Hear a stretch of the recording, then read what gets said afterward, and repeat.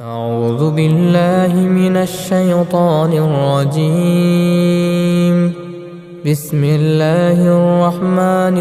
الرحيم.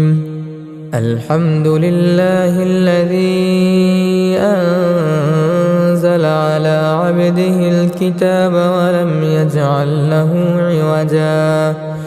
قيما لينذر بأسا شديدا من لدنه ويبشر المؤمنين الذين يعملون الصالحات أن لهم أجرا حسنا ماكثين فيه أبدا وينذر الذين قالوا اتخذ الله ولدا ما لهم به من علم ولا لآبائهم كبرت كلمة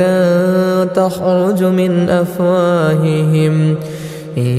يقولون إلا كذبا فلعلك باخع نفسك على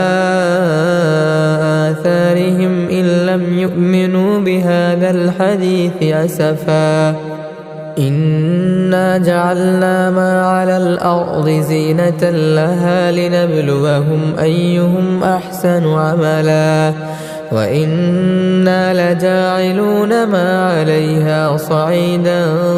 جرزا أم حسبت أن أصحاب الكهف والرقيم كانوا من آياتنا عجبا إذ أوى الفتية إلى الكهف فقالوا ربنا آتنا من لدنك رحمة وهيئ لنا من أمرنا رشدا فضربنا على آذانهم في الكهف سنين عددا ثم بعثناهم لنعلم أي الحزبين أحصى لما لبثوا أمدا نحن نقص عليك نبأهم بالحق إنهم فتية آمنوا بربهم وزدناهم هدى وربطنا على قلوبهم إذ قاموا فقالوا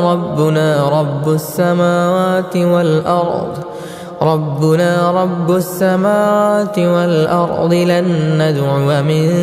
دونه إلها ربنا رب السماوات والأرض لن ندعو من دونه إلها لقد قلنا إذا شططا هؤلاء قومنا اتخذوا من دونه آلهة لولا يأتون عليهم بسلطان بين فمن أظلم ممن افترى على الله كذبا وإذ اعتزلتموهم وما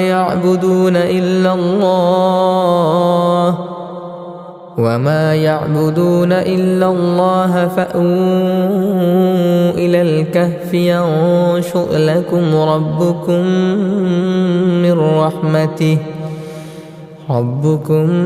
من رحمته ويهيئ لكم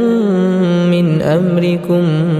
مرفقا وترى الشمس إذا طلعت تزاور عن كهفهم ذات اليمين وإذا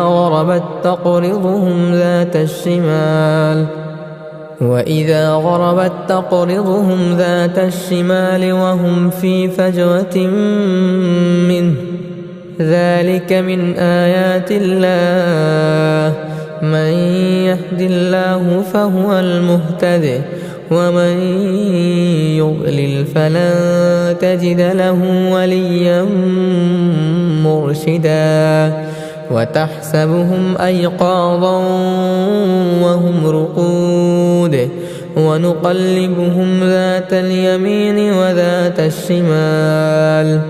وكلبهم باسط ذراعيه بالوصيد لو اطلعت عليهم لوليت منهم فرارا ولملئت منهم رعبا وكذلك بعثناهم ليتساءلوا بينهم قال قائل منهم كم لبثتم قالوا لبثنا يوما أو بعض يوم قالوا ربكم أعلم بما لبثتم فابعثوا أحدكم بورقكم هذه إلى المدينة فلينظر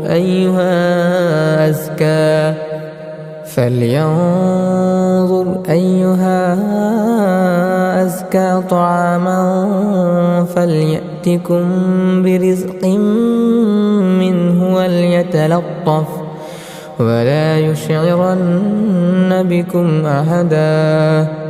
إنهم إن يظهروا عليكم يرجموكم أو يعيدوكم في ملتهم ولن تفلحوا إذا أبدا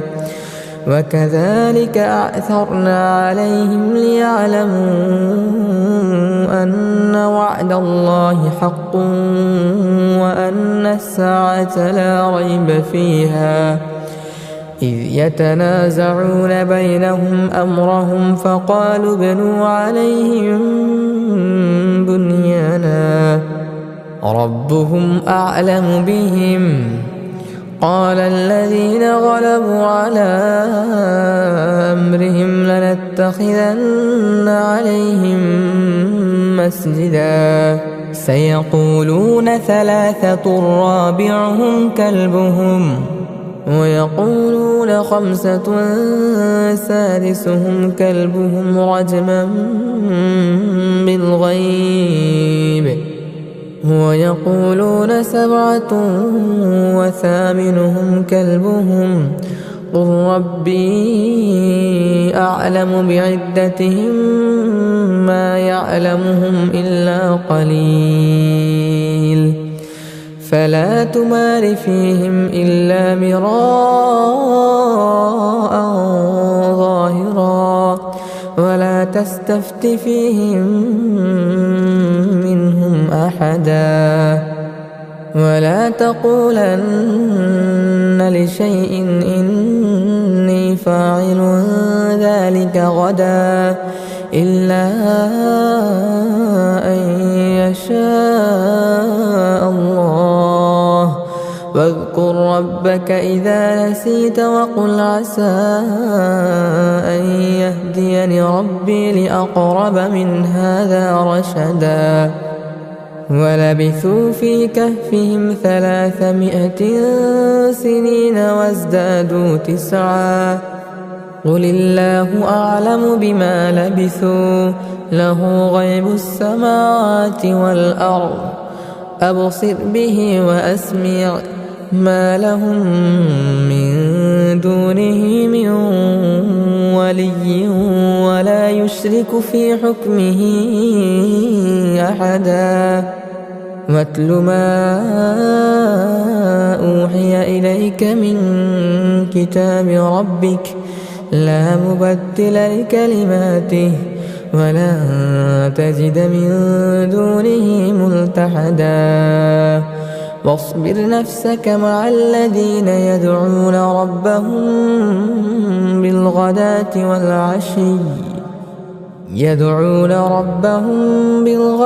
والعشي يريدون وجهه ولا تعد عيناك عنهم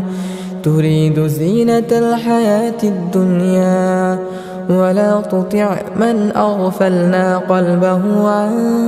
ذكرنا واتبع هواه وكان أمره فرطا وقل الحق من ربكم فمن شاء فليؤمن ومن شاء فليكفر أعتدنا للظالمين نارا أحاط بهم سرادقها وإن يستغيثوا يغاثوا بماء كالمهل يشوي الوجوه بئس الشراب وساءت مرتفقا إن الذين آمنوا وعملوا الصالحات إنا لا نضيع أجر من أحسن عملا أولئك لهم جنات عدن تجري من تحتهم الأنهار يحلون فيها من أساور من ذهب ويلبسون ثيابا خضرا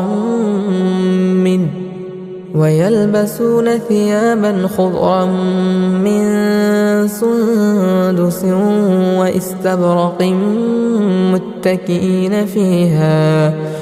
واستبرق متكئين فيها على الأرائك نعم الثواب وحسنت مرتفقا واضرب لهم مثل الرجلين جعلنا لأحدهما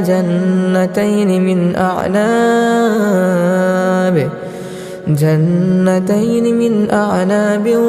وحففناهما بنخل وجعلنا بينهما زرعا كلتا الجنتين آتت أكلها ولم تظلم منه شيئا وفجرنا خلالهما نهرا وكان له ثمر فقال لصاحبه وهو يحاوره أنا أكثر منك مالا وأعز نفرا ودخل جنته وهو ظالم لنفسه قال ما أظن أن تبيد هذه أبدا وما أظن الساعة قائمة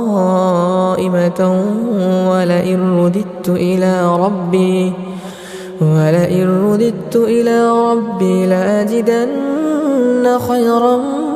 منها منقلبا قال له صاحبه وهو يحاوره أكفرت بالذي خلقك من تراب ثم من نطفة ثم سواك رجلا لكن هو الله ربي ولا أشرك بربي أحدا ولولا إذ دخلت جنتك قلت ما شاء الله لا قوة إلا بالله إن ترني أنا أقل منك مالا وولدا فعسى ربي أن يؤتيني خيرا من جنتك ويرسل عليها حسبانا من السماء فتصبح صعيدا زلقا أو يصبح ماؤها غورا فلا تستطيع له طلبا وأحيط بثمره فأصبح يقلب كفيه على ما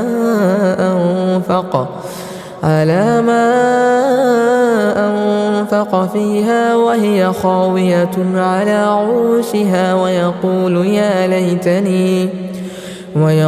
يا ليتني لم أشرك بربي أحدا ولم تكن له فئة ينصرونه من دون الله ينصرونه من دون الله وما كان منتصرا.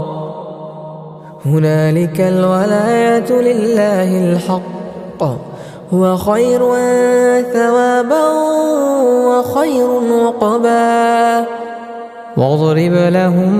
مثل الحياة الدنيا كماء إن أنزلناه من السماء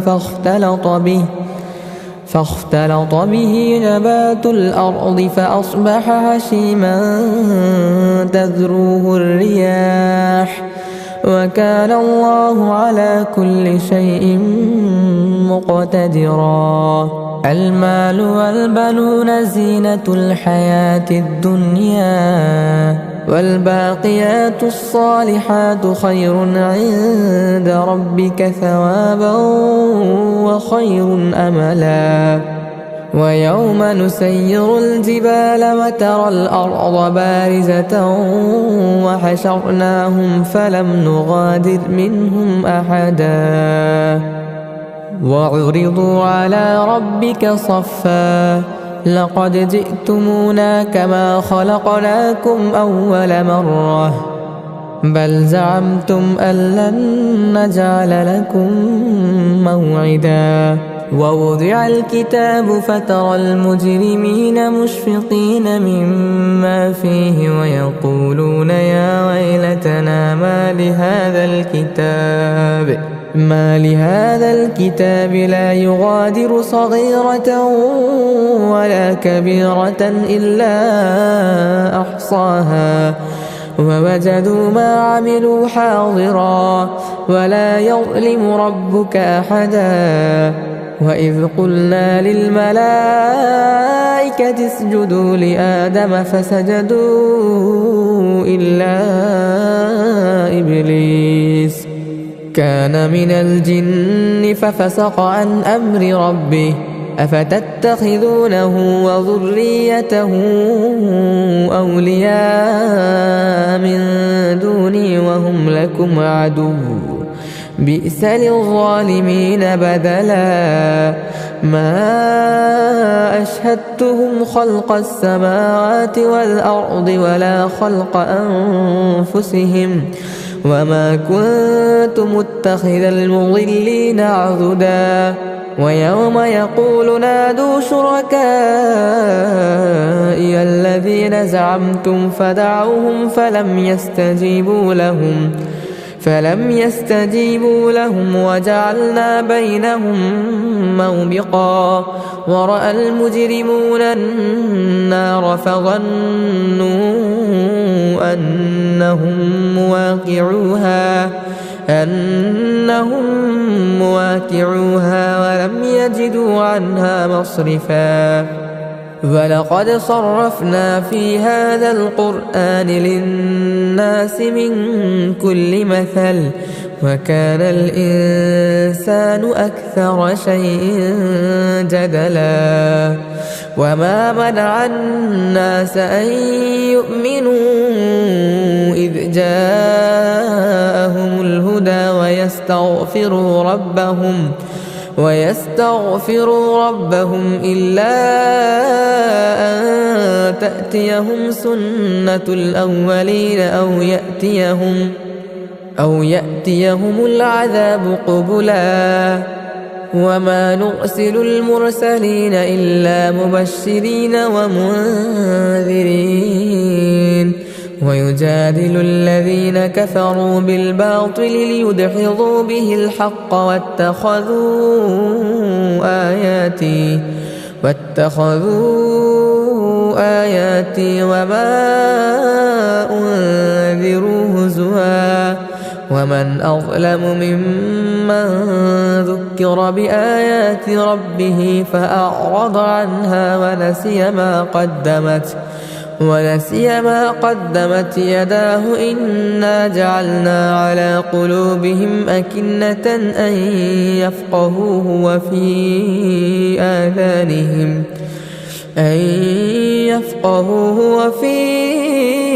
آذانهم وقرا وإن تدعهم إلى الهدى فلن يهتدوا إذا أبدا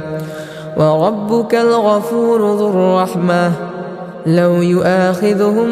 بما كسبوا لعجل لهم العذاب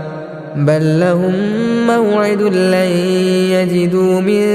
دونه موئلا وتلك القرى أهلكناهم لما ظلموا وجعلنا لمهلكهم موعدا وإذ قال موسى لفتاه لا أبرح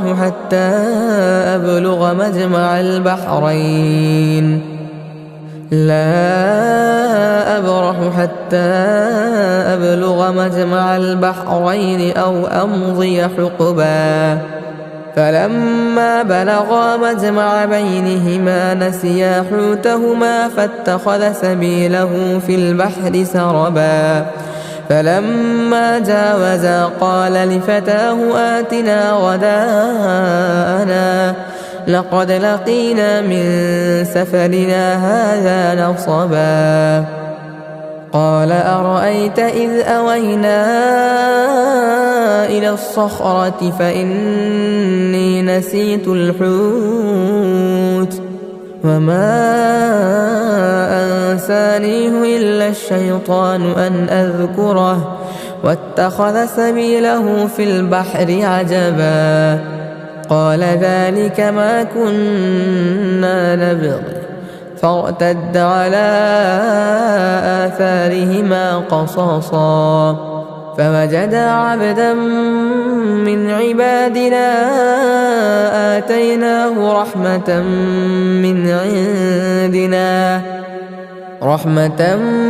عندنا وعلمناه من لدنا علما قال له موسى هل أتبعك على أن تعلمني مما علمت رشدا قال إنك لن تستطيع معي صبرا وكيف تصبر على ما لم تحط به خبرا قال ستجدني إن شاء الله صابرا ولا أعصي لك أمرا قال فإن اتبعتني فلا تسألني عن شيء حتى أحدث لك منه ذكرا فانطلقا حتى إذا ركبا في السفينة خرقها قال أخرقتها لتغرق أهلها لقد جئت شيئا إمرا قال ألم أقل إنك لن تستطيع معي صبرا قال لا تؤاخذني بما نسيت ولا ترهقني من أمري عسرا فانطلقا حتى إذا لقيا غلاما فقتله قال أقتلت نفسا زكية بغير نفس لقد جئت شيئا نكرا قال ألم أقل لك إنك لن تستطيع معي صبرا قال إن سألتك عن شيء بعدها فلا تصاحبني قد بلغت من لدني عذرا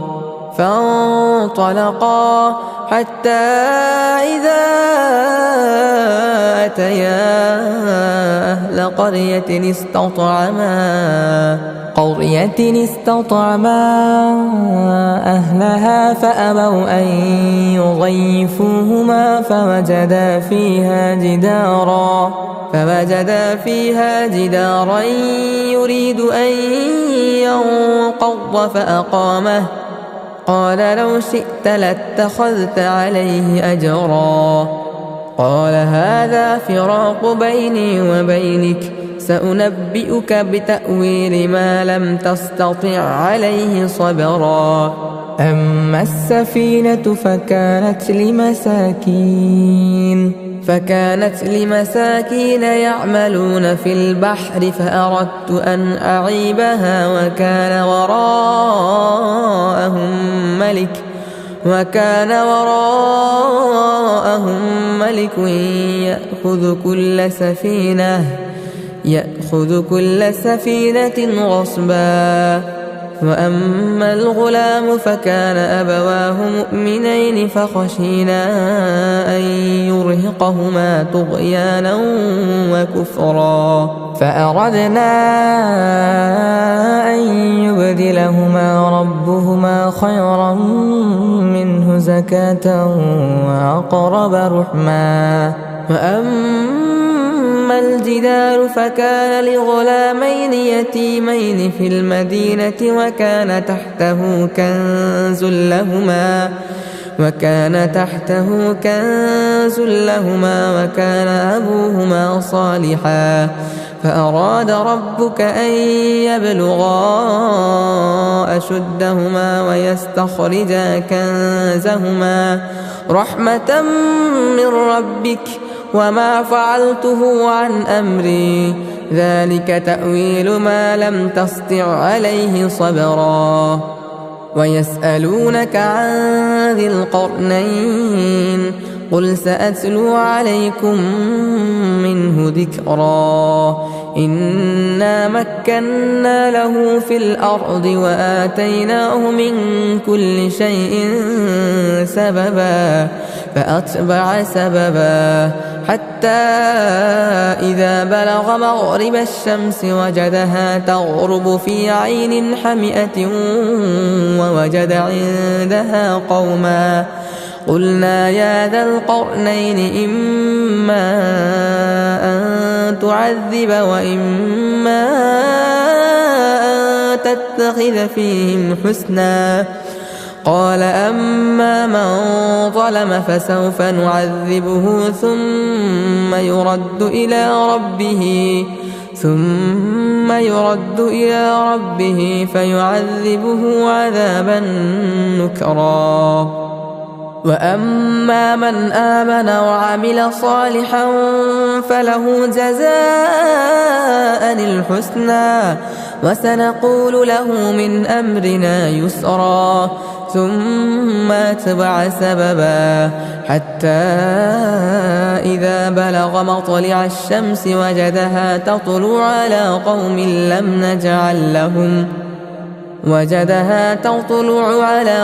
لم نجعل لهم من دونها سترا كذلك وقد أحطنا بما لديه خبرا. ثم أتبع سببا حتى إذا بلغ بين السدين وجد من دونهما قوما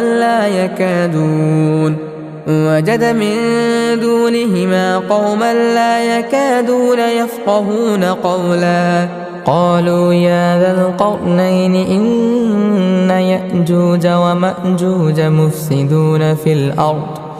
مفسدون في الأرض فهل نجعل لك خرجا على أن تجعل بيننا وبينهم سدا. قال ما مكني فيه ربي خير فأعينوني بقوة أجعل بينكم وبينهم ردما. آتوني زبر الحديد حتى إذا ساوى بين الصدفين قال انفخوا حتى إذا جعله نارا قال آتوني أفرغ عليه قطرا. فما استطاعوا أن يظهروه وما استطاعوا له نقبا. قال هذا رحمة من ربي فإذا جاء وعد ربي جعله دكاء وكان وعد ربي حقا. وتركنا بعضهم يومئذ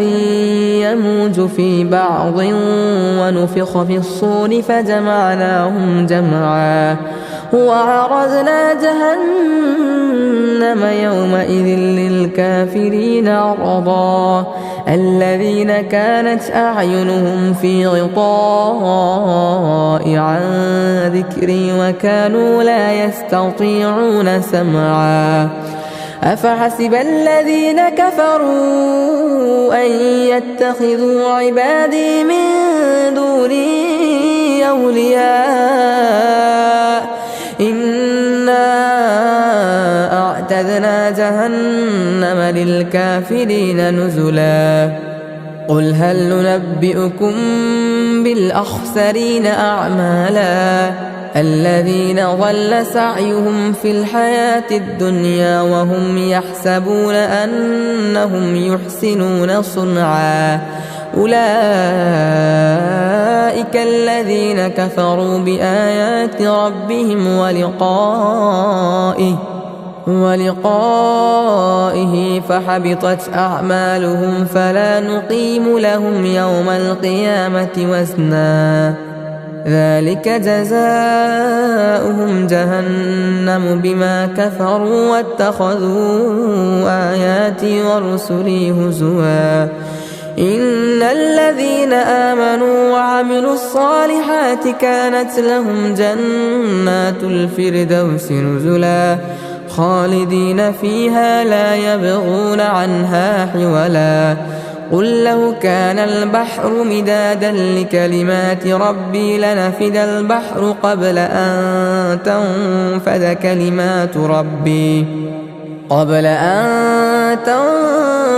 كلمات ربي ولو جئنا بمثله مددا قل إنما أنا بشر مثلكم يوحى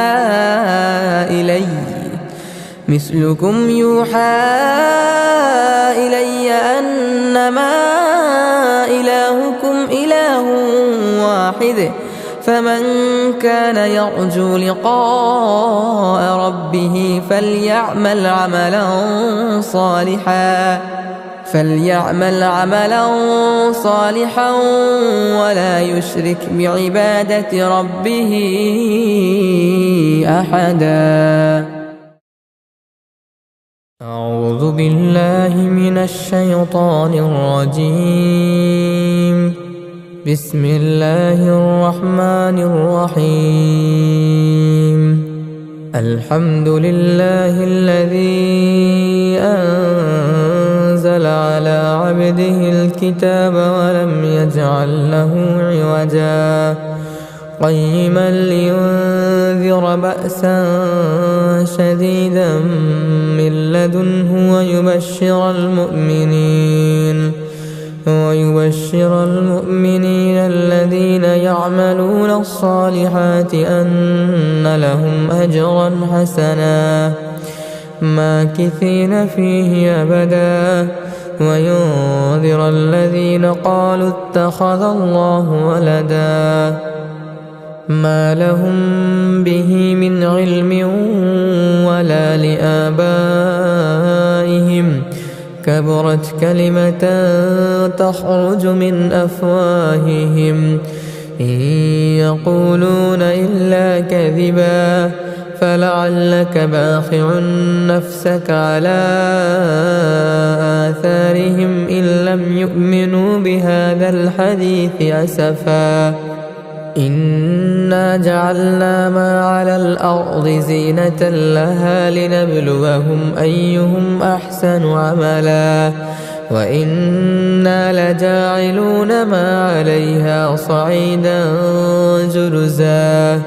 أم حسبت أن أصحاب الكهف والرقيم كانوا من آياتنا عجبا إذ أوى الفتية إلى الكهف فقالوا ربنا آتنا من لدنك رحمة وهيئ لنا من أمرنا رشدا فضربنا على آذانهم في الكهف سنين عددا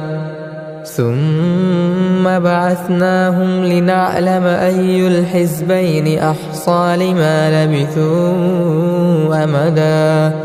نحن نقص عليك نبأهم بالحق إنهم فتية آمنوا بربهم وزدناهم هدى وربطنا على قلوبهم إذ قاموا فقالوا ربنا رب السماوات والأرض لن ندعو من دونه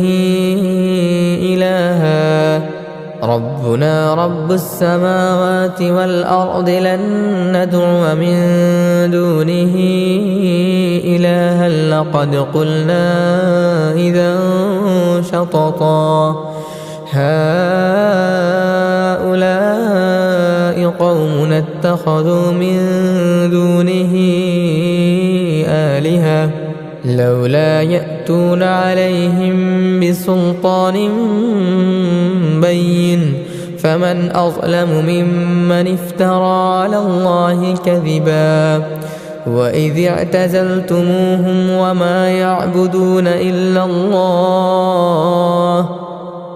وما يعبدون إلا الله فأووا إلى الكهف ينشر لكم ربكم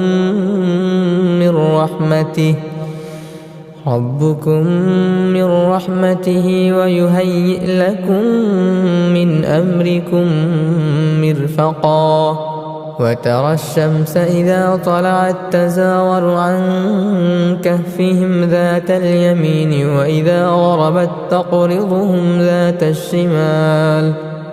وإذا غربت تقرضهم ذات الشمال وهم في فجوة منه ذلك من آيات الله من يهد الله فهو المهتد ومن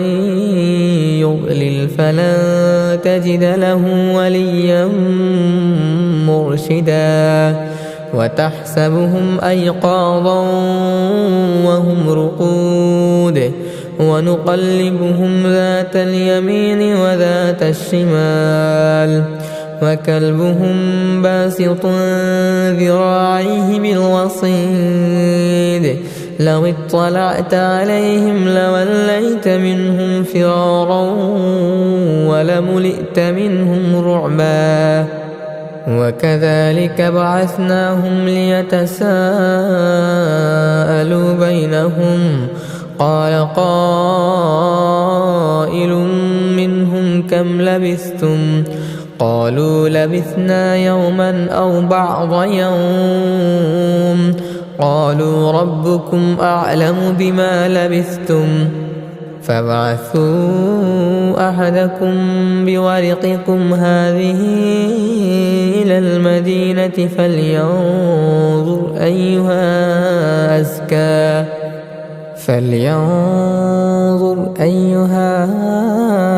أزكى طعاما فليأتكم برزق منه وليتلطف ولا يشعرن بكم أحدا إنهم إن يظهروا عليكم يرجموكم أو يعيدوكم في ملتهم ولن تفلحوا إذا أبدا وكذلك أعثرنا عليهم ليعلموا أن وعد الله حق وأن الساعة لا ريب فيها إذ يتنازعون بينهم أمرهم فقالوا ابنوا عليهم بنيانا ربهم أعلم بهم قال الذين غلبوا على أمرهم لنتخذن عليهم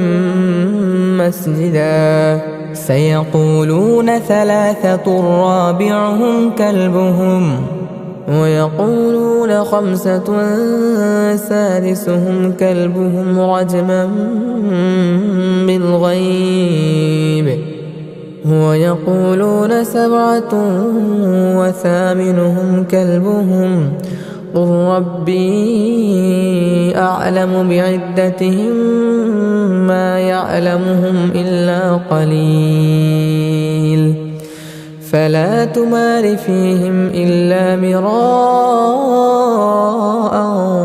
ظاهرا ولا تستفت فيهم منهم أحدا ولا تقولن لشيء إني فاعل ذلك غدا إلا أن يشاء الله واذكر ربك إذا نسيت وقل عسى أن يهديني ربي لأقرب من هذا رشدا ولبثوا في كهفهم 300 سنين وازدادوا 9 قل الله أعلم بما لبثوا له غيب السماوات والأرض أبصر به وأسمع ما لهم من دونه من ولي ولا يشرك في حكمه أحدا واتل ما أوحي إليك من كتاب ربك لا مبدل لكلماته ولا تجد من دونه ملتحدا واصبر نفسك مع الذين يدعون ربهم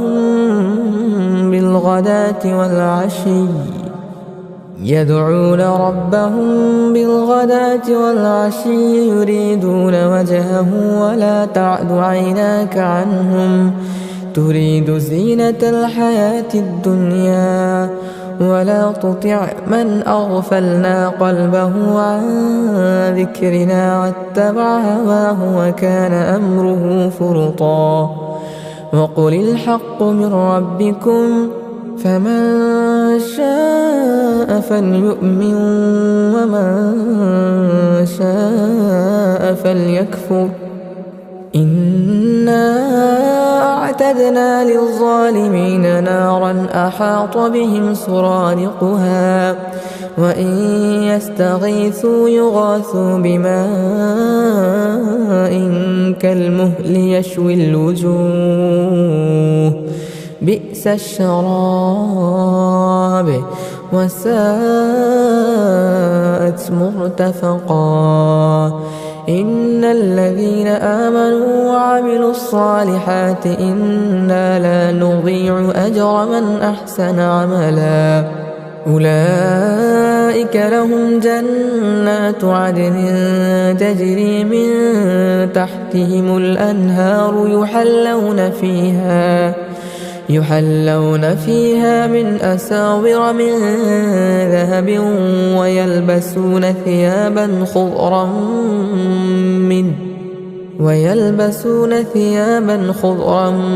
من سندس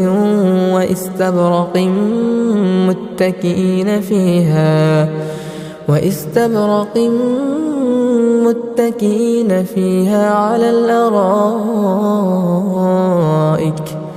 نعم الثواب وحسنت مرتفقا واضرب لهم مثل الرجلين جعلنا لأحدهما جنتين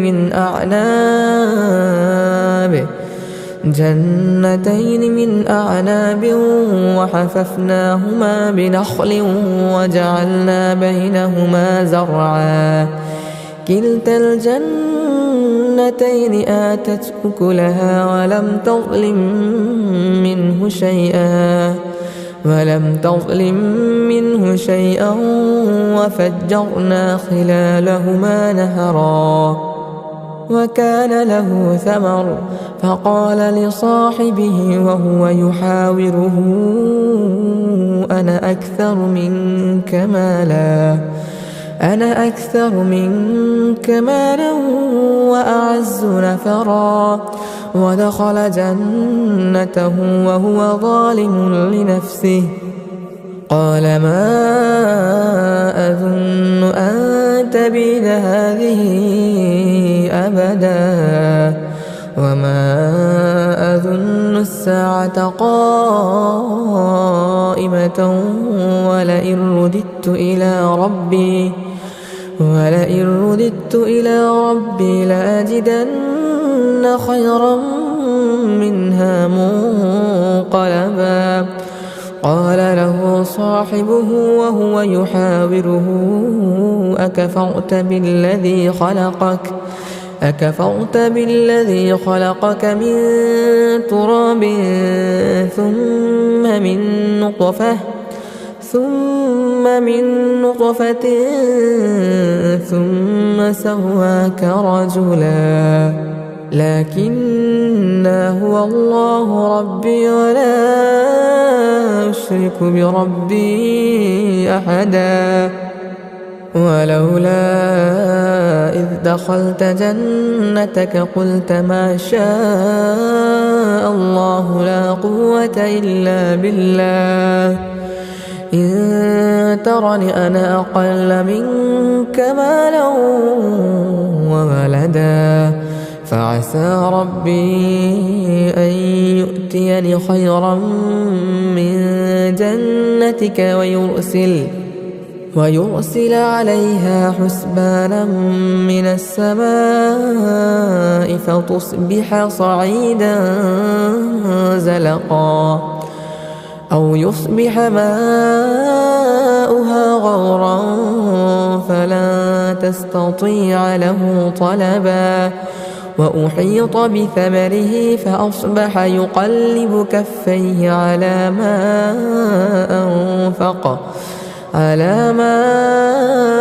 أنفق فيها وهي خاوية على عروشها ويقول يا ليتني لم أشرك بربي أحدا ولم تكن له فئة ينصرونه من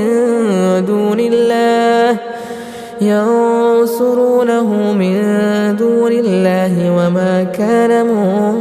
منتصرا. هنالك الولاية لله الحق هو خير ثوابا وخير عقبا. واضرب لهم مثل الحياة الدنيا كماء إن أنزلناه من السماء فاختلط به نبات الأرض فأصبح هشيما تذروه الرياح وكان الله على كل شيء مقتدرا. المال والبنون زينة الحياة الدنيا والباقيات الصالحات خير عند ربك ثوابا وخير أملا. ويوم نسير الجبال وترى الأرض بارزة وحشرناهم فلم نغادر منهم أحدا وعرضوا على ربك صفا لقد جئتمونا كما خلقناكم أول مرة بل زعمتم أن لن نجعل لكم موعدا. ووضع الكتاب فترى المجرمين مشفقين مما فيه ويقولون يا ويلتنا ما لهذا الكتاب لا يغادر صغيرة ولا كبيرة إلا أحصاها ووجدوا ما عملوا حاضرا ولا يظلم ربك أحدا. وإذ قلنا للملائكة اسجدوا لآدم فسجدوا إلا إبليس كان من الجن ففسق عن أمر ربه أفتتخذونه وذريته أولياء من دوني وهم لكم عدو بئس للظالمين بدلا ما أشهدتهم خلق السماوات والأرض ولا خلق أنفسهم وما كنت متخذ المضلين عضدا ويوم يقول نادوا شركائي الذين زعمتم فدعوهم فلم يستجيبوا لهم وجعلنا بينهم موبقا ورأى المجرمون النار فظنوا أنهم مواقعوها ولم يجدوا عنها مصرفا ولقد صرفنا في هذا القرآن للناس من كل مثل وكان الإنسان أكثر شيء جدلا وما منع الناس أن يؤمنوا إذ جاءهم الهدى ويستغفروا ربهم إلا أن تأتيهم سنة الأولين أو يأتيهم العذاب قبلا وما نرسل المرسلين إلا مبشرين ومنذرين ويجادل الذين كفروا بالباطل ليدحضوا به الحق واتخذوا آياتي وما أنذروا هزوا ومن أظلم ممن ذكر بآيات ربه فأعرض عنها ونسي ما قدمت يداه إنا جعلنا على قلوبهم أكنة أن يفقهوه وفي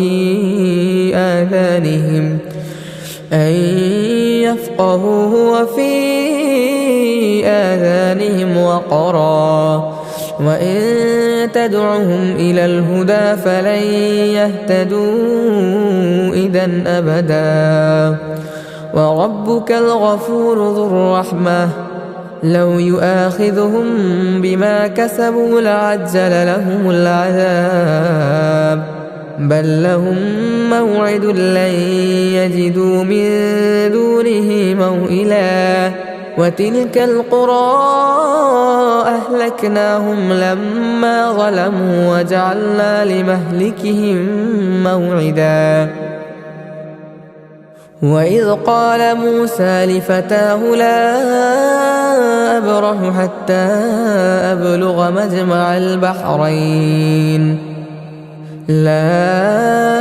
أبرح حتى أبلغ مجمع البحرين أو أمضي حقبا فلما بلغا مجمع بينهما نسيا حوتهما فاتخذ سبيله في البحر سربا فلما جاوزا قال لفتاه آتنا غداءنا لقد لقينا من سفرنا هذا نصبا قال أرأيت إذ أوينا إلى الصخرة فإني نسيت الحوت وما أنسانيه إلا الشيطان أن أذكره واتخذ سبيله في البحر عجبا قال ذلك ما كنا نبغي فارتد على آثارهما قصصا فوجدا عبدا من عبادنا آتيناه رحمة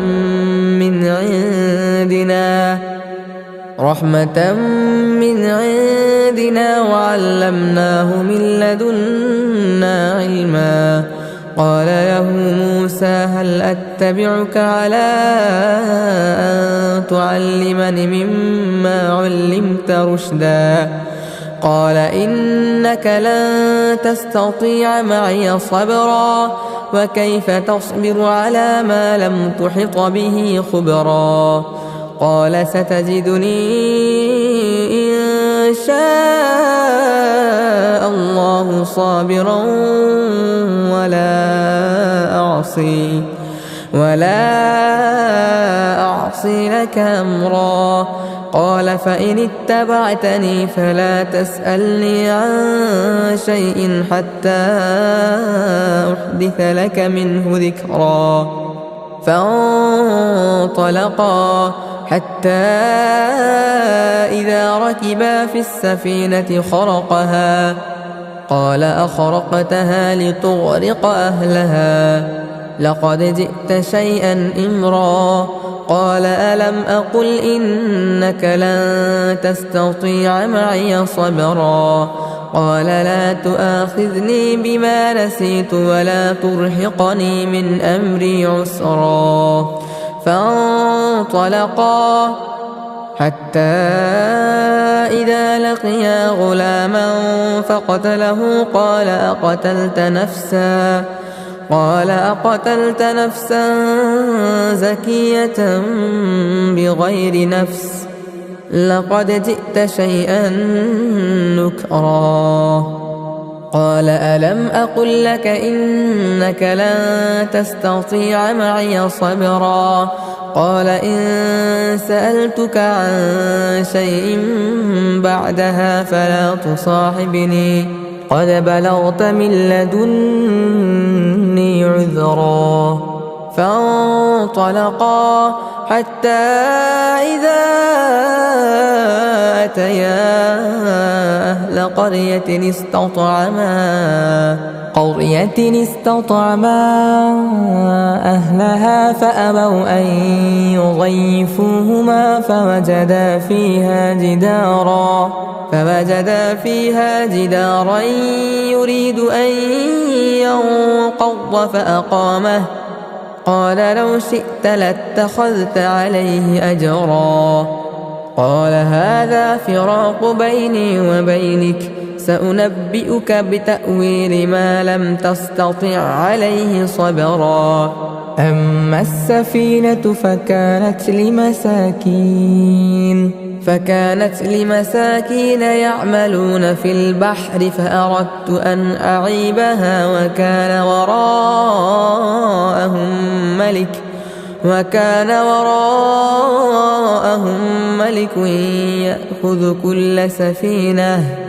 يأخذ كل سفينة غصبا وأما الغلام فكان أبواه مؤمنين فخشينا أن يرهقهما طغيانا وكفرا فأردنا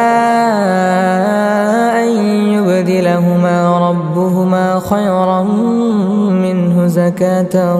وأقرب رحما وأما الجدار فكان لغلامين يتيمين في المدينة وكان تحته كنز لهما وكان أبوهما صالحا فأراد ربك أن يبلغا أشدهما ويستخرجا كنزهما رحمة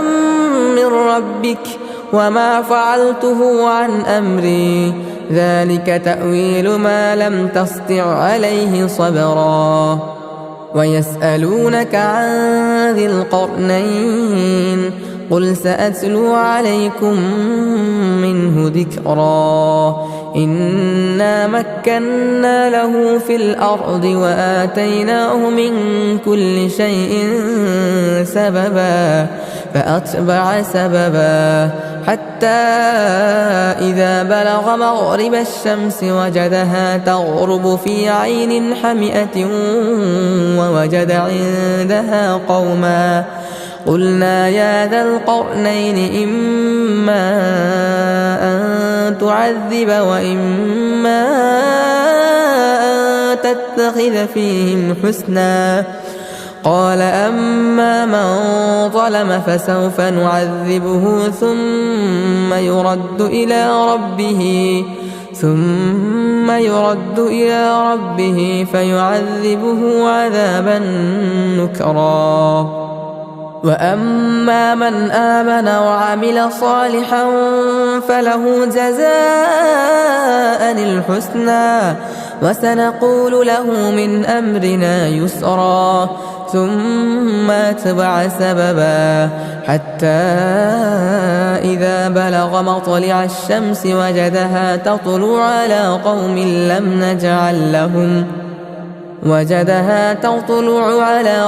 لم نجعل لهم من دونها سترا. كذلك وقد أحطنا بما لديه خبرا. ثم أتبع سببا حتى إذا بلغ بين السدين وجد من دونهما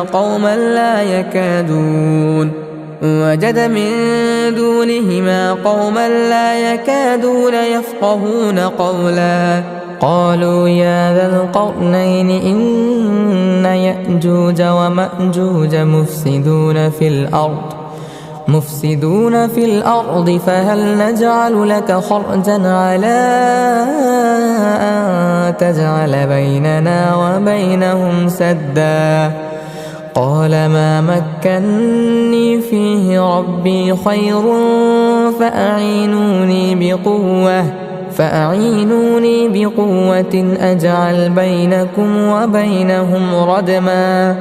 آتوني زبر الحديد حتى إذا ساوى بين الصدفين قال انفخوا حتى إذا جعله نارا قال آتوني أفرغ عليه قطرا. فما استطاعوا أن يظهروه وما استطاعوا له نقبا. قال هذا رحمة من ربي فإذا جاء وعد ربي جعله دكاء وكان وعد ربي حقا. وتركنا بعضهم يومئذ يموج في بعض ونفخ في الصور فجمعناهم جمعا. وعرضنا جهنم يومئذ للكافرين عرضا. الذين كانت أعينهم في غطاء عن ذكري وكانوا لا يستطيعون سمعا. أفحسب الذين كفروا أن يتخذوا عبادي من دوني أولياء إنا أعتدنا جهنم للكافرين نزلا. قل هل ننبئكم بالأخسرين أعمالا الذين ضل سعيهم في الحياة الدنيا وهم يحسبون أنهم يحسنون صنعا. أولئك الذين كفروا بآيات ربهم ولقائه فحبطت أعمالهم فلا نقيم لهم يوم القيامة وزنا. ذلك جزاؤهم جهنم بما كفروا واتخذوا آياتي ورسلي هزوا. إن الذين آمنوا وعملوا الصالحات كانت لهم جنات الفردوس نزلا خالدين فيها لا يبغون عنها حولا. قل لو كان البحر مدادا لكلمات ربي لنفد البحر قبل أن تنفد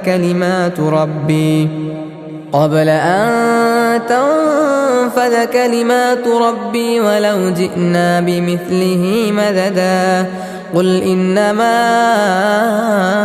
أنا بشر مثلكم يوحى إلي مثلكم يوحى إلي أنما إلهكم إله واحد فمن كان يرجو لقاء ربه فليعمل عملا صالحا ولا يشرك بعبادة ربه أحدا. أعوذ بالله من الشيطان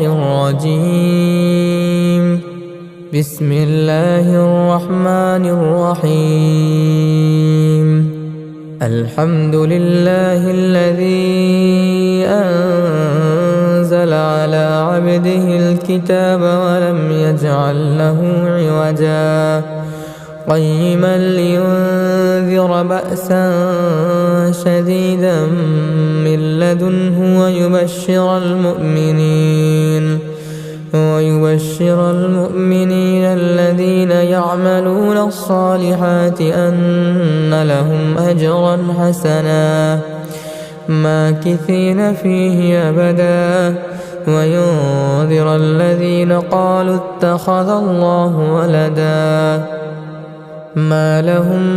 به من علم ولا لآبائهم كبرت كلمة تخرج من أفواههم إن يقولون إلا كذبا فلعلك باخع نفسك على آثارهم إن لم يؤمنوا بهذا الحديث أسفا. إنا جعلنا ما على الأرض زينة لها لنبلوهم أيهم أحسن عملا وإنا لجاعلون ما عليها صعيدا جرزا. أم حسبت أن أصحاب الكهف والرقيم كانوا من آياتنا عجبا إذ أوى الفتية إلى الكهف فقالوا ربنا آتنا من لدنك رحمة وهيئ لنا من أمرنا رشدا. فضربنا على آذانهم في الكهف سنين عددا ثم بعثناهم لنعلم أي الحزبين أحصى لما لبثوا أمدا. نحن نقص عليك نبأهم بالحق إنهم فتية آمنوا بربهم وزدناهم هدى. وربطنا على قلوبهم إذ قاموا فقالوا ربنا رب السماوات والأرض لن ندعو من دونه إلها ربنا رب السماوات والأرض لن ندعو من دونه إلها لقد قلنا إذا شططا هؤلاء قومنا اتخذوا من دونه آلهة لولا يأتون عليهم بسلطان بين فمن أظلم ممن افترى على الله كذبا. وإذ اعتزلتموهم وما يعبدون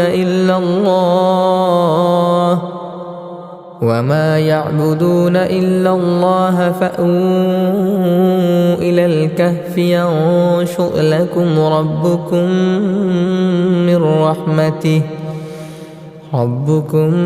من رحمته ويهيئ لكم من أمركم مرفقا. وترى الشمس إذا طلعت تزاور عن كهفهم ذات اليمين وإذا غربت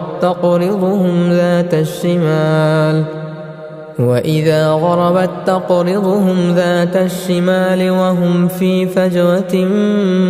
منه ذلك من آيات الله من يهد الله فهو المهتد ومن يضلل فلن تجد له وليا مرشدا وتحسبهم أيقاظا وهم رقود ونقلبهم ذات اليمين وذات الشمال وكلبهم باسط ذراعيه بالوصيد لو اطلعت عليهم لوليت منهم فرارا ولملئت منهم رعبا وكذلك بعثناهم ليتساءلوا بينهم قال قائل منهم كم لبثتم قالوا لبثنا يوما أو بعض يوم قالوا ربكم أعلم بما لبثتم فابعثوا أحدكم بورقكم هذه إلى المدينة فلينظر أيها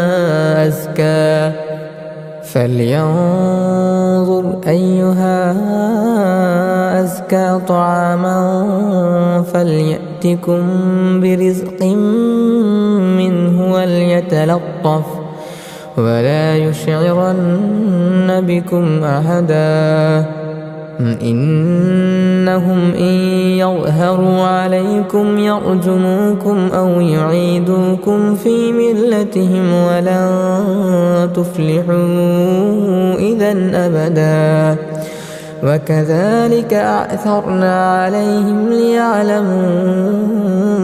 أن وعد الله حق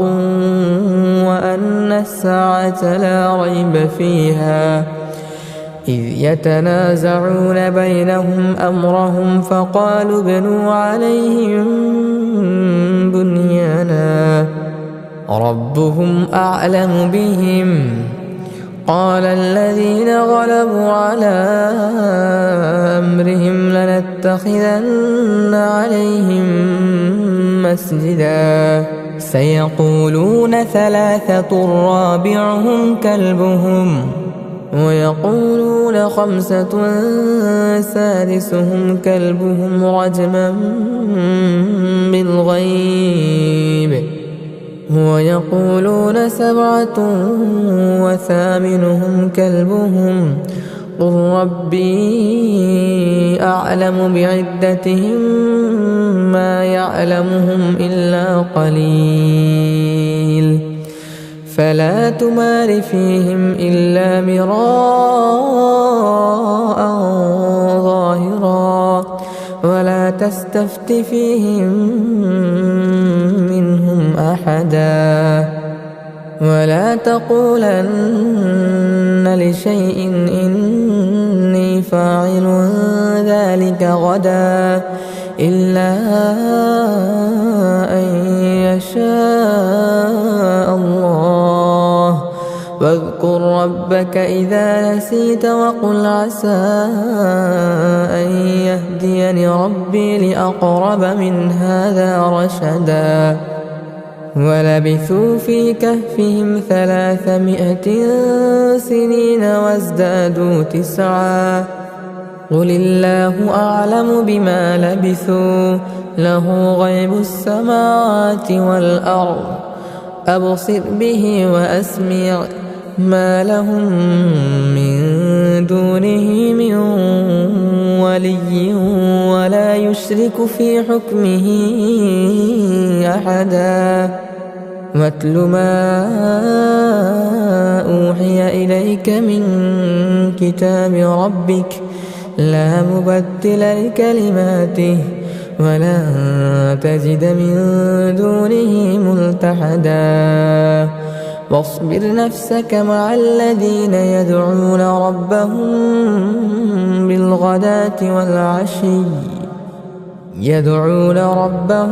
بالغداة والعشي يريدون وجهه ولا تعد عيناك عنهم تريد زينة الحياة الدنيا ولا تطع من أغفلنا قلبه عن ذكرنا واتبع هواه وكان أمره فرطا وقل الحق من ربكم فمن شاء فليؤمن ومن شاء فليكفر إنا أعتدنا للظالمين نارا أحاط بهم سرادقها وإن يستغيثوا يغاثوا بماء كالمهل يشوي الوجوه بئس الشراب وساءت مرتفقا إن الذين آمنوا وعملوا الصالحات إنا لا نضيع أجر من أحسن عملا أولئك لهم جنات عدن تجري من تحتهم الأنهار يحلون فيها من أساور من ذهب ويلبسون ثيابا خضرا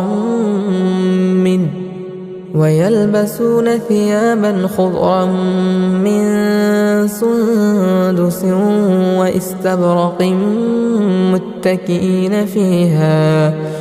واستبرق متكئين فيها على الأرائك نعم الثواب وحسنت مرتفقا واضرب لهم مثل الرجلين جعلنا لأحدهما جنتين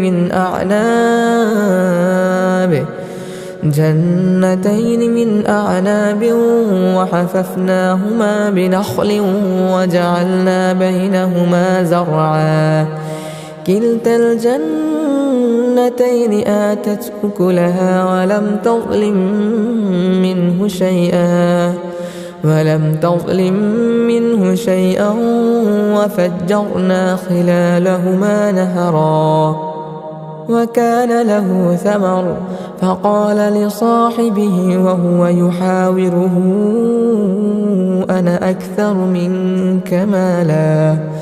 أنا أكثر منك مالا وأعز نفرا ودخل جنته وهو ظالم لنفسه قال ما أظن أن تبيد هذه أبدا وما أظن الساعة قائمة ولئن رددت إلى ربي لأجدن خيرا منها منقلبا قال له صاحبه وهو يحاوره أكفرت بالذي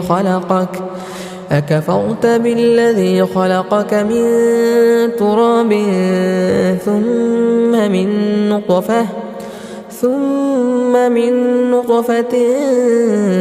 ثم سواك رجلا لكن هو الله ربي ولا أشرك بربي أحدا ولولا إذ دخلت جنتك قلت ما شاء الله لا قوة إلا بالله إن ترني أنا أقل منك مالا وولدا فعسى ربي أن يؤتيني خيرا من جنتك ويرسل عليها حسبانا من السماء فتصبح صعيدا زلقا أو يصبح ماؤها غورا فلا تستطيع له طلبا وأحيط بثمره فأصبح يقلب كفيه على ما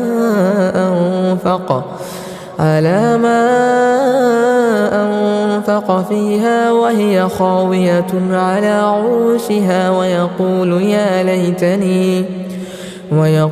يا ليتني لم أشرك بربي أحدا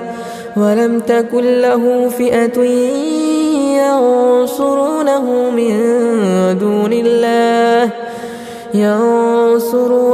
من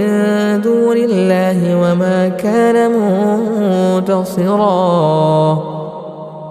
هنالك الولاية لله الحق هو خير ثوابا وخير عقبا. واضرب لهم مثل الحياة الدنيا كماء إن أنزلناه من السماء فاختلط به نبات الأرض فأصبح هشيما تذروه الرياح وكان الله على كل شيء مقتدرا. المال والبنون زينة الحياة الدنيا والباقيات الصالحات خير عند ربك ثوابا وخير أملا. ويوم نسير الجبال وترى الأرض بارزة وحشرناهم فلم نغادر منهم أحدا وعرضوا على ربك صفا لقد جئتمونا كما خلقناكم أول مرة بل زعمتم أن لن نجعل لكم موعدا. ووضع الكتاب فترى المجرمين مشفقين مما فيه ويقولون يا ويلتنا ما لهذا الكتاب لا يغادر صغيرة ولا كبيرة إلا أحصاها ووجدوا ما عملوا حاضرا ولا يظلم ربك أحدا. وإذ قلنا للملائكة اسجدوا لآدم فسجدوا إلا إبليس كان من الجن ففسق عن أمر ربه أفتتخذونه وذريته أولياء من دوني وهم لكم عدو بئس للظالمين بدلا. ما أشهدتهم خلق السماوات والأرض ولا خلق أنفسهم وما كنت متخذ المضلين عضدا. ويوم يقول نادوا شركائي الذين زعمتم فدعوهم فلم يستجيبوا لهم وجعلنا بينهم موبقا. ورأى المجرمون النار فظنوا أنهم مواقعوها ولم يجدوا عنها مصرفا. ولقد صرفنا في هذا القرآن للناس من كل مثل وكان الإنسان أكثر شيء جدلا. وما منع الناس أن يؤمنوا إذ جاءهم الهدى ويستغفروا ربهم إلا أن تأتيهم سنة الأولين أو يأتيهم العذاب قبلا. وما نرسل المرسلين إلا مبشرين ومنذرين ويجادل الذين كفروا بالباطل ليدحضوا به الحق واتخذوا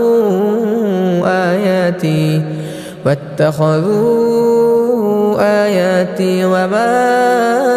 أنذروا هزوا. ومن أظلم ممن ذكر بآيات ربه فأعرض عنها ونسي ما قدمت يداه إنا جعلنا على قلوبهم أكنة أن يفقهوه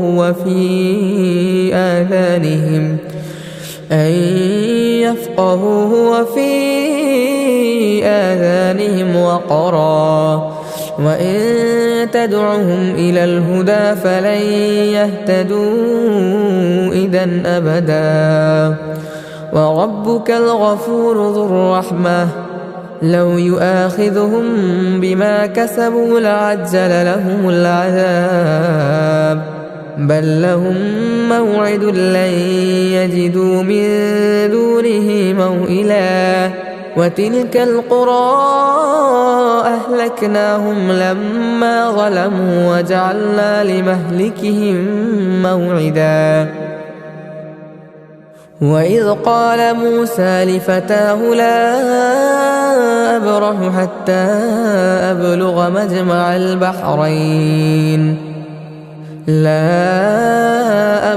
حتى أبلغ مجمع البحرين أو أمضي حقبا فلما بلغا مجمع بينهما نسيا حوتهما فاتخذ سبيله في البحر سربا فلما جاوزا قال لفتاه آتنا غداءنا لقد لقينا من سفرنا هذا نصبا قال أرأيت إذ أوينا إلى الصخرة فإني نسيت الحوت وما أنسانيه إلا الشيطان أن أذكره واتخذ سبيله في البحر عجبا قال ذلك ما كنا نبغي فارتد على آثارهما قصصا فوجدا عبدا من عبادنا آتيناه رحمة من عندنا وعلمناه من لدنا علما قال له موسى هل أتبعك على أن تعلمني مما علمت رشدا قال إنك لن تستطيع معي صبرا وكيف تصبر على ما لم تحط به خبرا قال ستجدني إن شاء الله صابرا ولا أعصي لك أمرا قال فإن اتبعتني فلا تسألني عن شيء حتى أحدث لك منه ذكرا فانطلقا حتى إذا ركبا في السفينة خرقها قال أخرقتها لتغرق أهلها لقد جئت شيئا إمرا قال ألم أقل إنك لن تستطيع معي صبرا قال لا تؤاخذني بما نسيت ولا ترهقني من أمري عسرا فانطلقا حتى إذا لقيا غلاما فقتله قال أقتلت نفسا زكية بغير نفس لقد جئت شيئا نكرا قال ألم أقل لك إنك لن تستطيع معي صبرا قال إن سألتك عن شيء بعدها فلا تصاحبني قد بلغت من لدني عذرا فانطلقا حتى إذا أتيا أهل قرية استطعما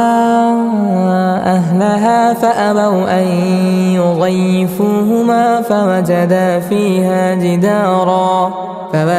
فيها جدارا يريد أن ينقض فأقامه قال لو شئت لاتخذت عليه أجرا قال هذا فراق بيني وبينك سأنبئك بتأويل ما لم تستطع عليه صبرا أما السفينة فكانت لمساكين يعملون في البحر فأردت أن أعيبها وكان وراءهم ملك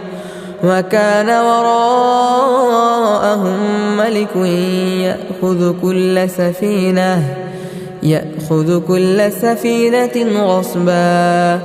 وأما الغلام فكان أبواه مؤمنين فخشينا أن يرهقهما طغيانا وكفرا فأردنا أن يبدلهما ربهما خيرا منه زكاة وأقرب رحما وأما الجدار فكان لغلامين يتيمين في المدينة وكان تحته كنز لهما وكان أبوهما صالحا فأراد ربك أن يبلغا أشدهما ويستخرجا كنزهما رحمة من ربك وما فعلته عن أمري ذلك تأويل ما لم تسطع عليه صبرا ويسألونك عن ذي القرنين قل سأتلو عليكم منه ذكرا إنا مكنا له في الأرض وآتيناه من كل شيء سببا فأتبع سببا حتى إذا بلغ مغرب الشمس وجدها تغرب في عين حمئة ووجد عندها قوما قلنا يا ذا القرنين إما أن تعذب وإما أن تتخذ فيهم حسنا قال أما من ظلم فسوف نعذبه ثم يرد إلى ربه فيعذبه عذابا نكرا وأما من آمن وعمل صالحا فله جزاء الحسنى وسنقول له من أمرنا يسرا ثم أتبع سببا حتى إذا بلغ مطلع الشمس وجدها تطلع على قوم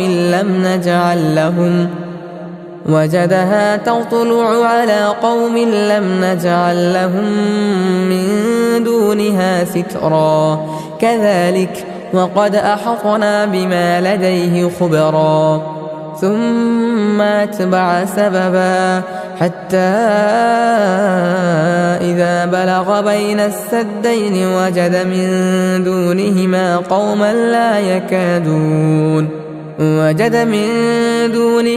قوما لا يكادون يفقهون قولا قالوا يا ذا القرنين إن يأجوج ومأجوج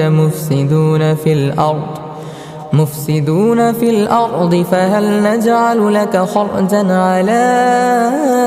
أن تجعل بيننا وبينهم سدا قال ما مكني فيه ربي خير فأعينوني بقوة أجعل بينكم وبينهم ردما آتوني زبر الحديد حتى إذا ساوى بين الصدفين قال انفخوا حتى إذا جعله نارا قال آتوني أفرغ عليه قطرا فما استطاعوا أن يظهروه وما استطاعوا له نقبا قال هذا رحمة من ربي فإذا جاء وعد ربي جعله دكاء وكان وعد ربي حقا وتركنا بعضهم يومئذ يموج في بعض ونفخ في الصور فجمعناهم جمعا وعرضنا جهنم يومئذ للكافرين عرضا الذين كانت أعينهم في غطاء عن ذكري وكانوا لا يستطيعون سمعا أفحسب الذين كفروا أن يتخذوا عبادي من دوني أولياء إنا أعتدنا جهنم للكافرين نزلا قل هل ننبئكم بالأخسرين أعمالا الذين ضل سعيهم في الحياة الدنيا وهم يحسبون أنهم يحسنون صنعا أولئك الذين كفروا بآيات ربهم ولقائه فحبطت أعمالهم فلا نقيم لهم يوم القيامة وزنا ذلك جزاؤهم جهنم بما كفروا واتخذوا آياتي ورسلي هزوا إن الذين آمنوا وعملوا الصالحات كانت لهم جنات الفردوس نزلا خالدين فيها لا يبغون عنها حولا قل لو كان البحر مدادا لكلمات ربي لنفد البحر قبل أن تنفذ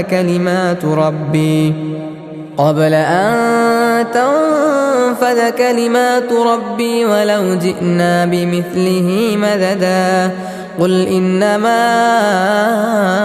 أنا بشر مثلكم يوحى إلي